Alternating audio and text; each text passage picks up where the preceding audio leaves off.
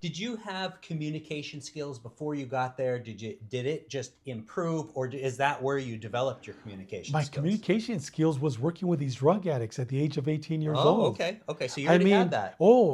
when I started that rehabilitation program, I never used drugs in my life. I was Mm, never a gang member. mm. I had at New Life, at 18 years old, I had guys, former guys from the Mexican mafia, from the Nuestra Familia, all in my program. When I left my program, I had a four-bedroom house with 36 men.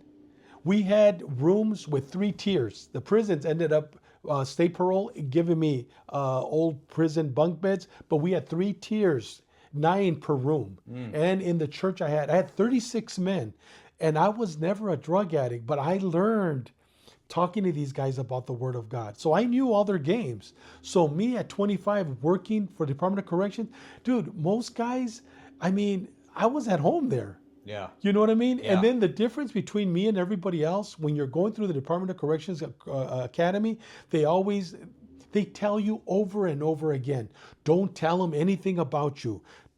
Make sure they don't know that you're from San Diego because they'll con you.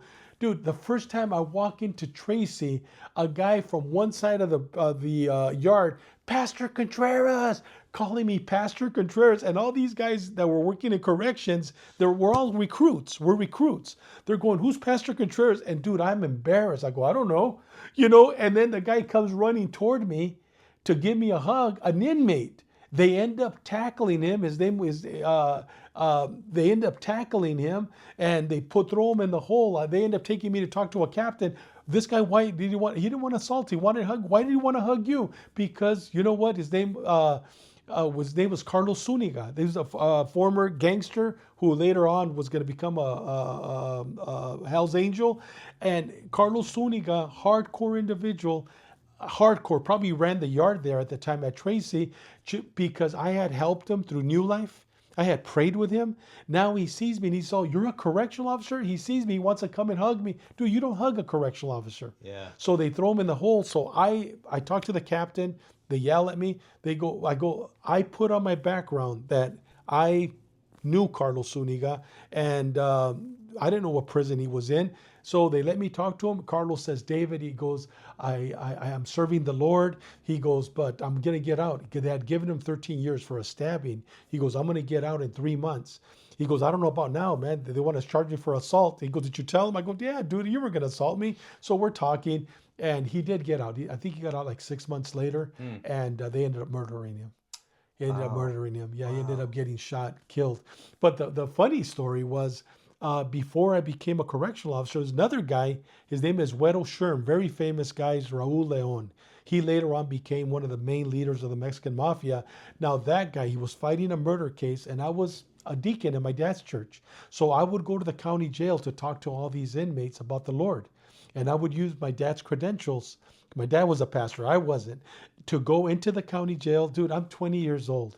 And this guy was there fighting a murder case, which he got convicted of. But what my mom used to do, she used to make me burritos, bean and cheese burritos. And I used to take my dad's credential because I'm a junior. So no picture. I'm David Contreras. And I used to fill literally his suitcase, little briefcase with burritos.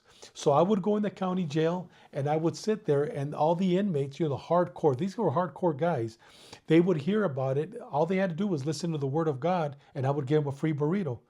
And Wedo Sherm later on became one of the main guys. I mean, everybody that's watching the show, they've heard of Wedo Sherm.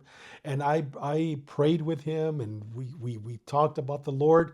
And so when he was fighting his murder case, I was running New Life. He used to write, "Hey, David, when you come next time, can you bring extra salsa?" Something like that.